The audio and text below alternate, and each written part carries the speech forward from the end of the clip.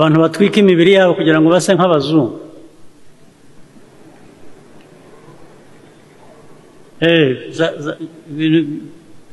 Kandi biri dangerous, biri unhealthy.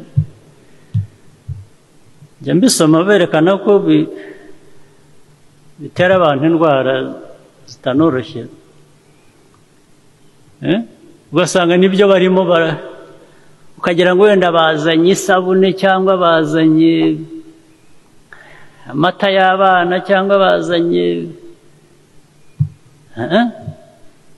bikoreye ibintu, ariko ubwo nuvuga ngo hano ari consumers.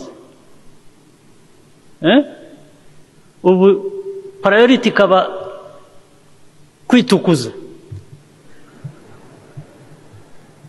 Ariko rero hari abagira ibyago bashaka kwitukuza bakaba umuhondo, bakaba icyatsi kibisi, bakaba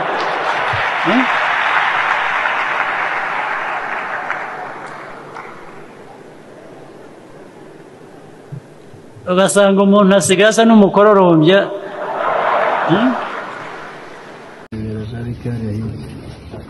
Aya ni amavuta atukuza uruhu, ntabwo byemewe.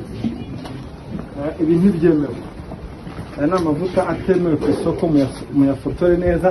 Iyo ureba nk'iki ngiki ukareba uko baba babipakeginze ushobora gukeka ko ari original, ariko aya ni amavuta atemewe ku isoko ry'u Rwanda. N'aya yose mubona, n'aya masabune.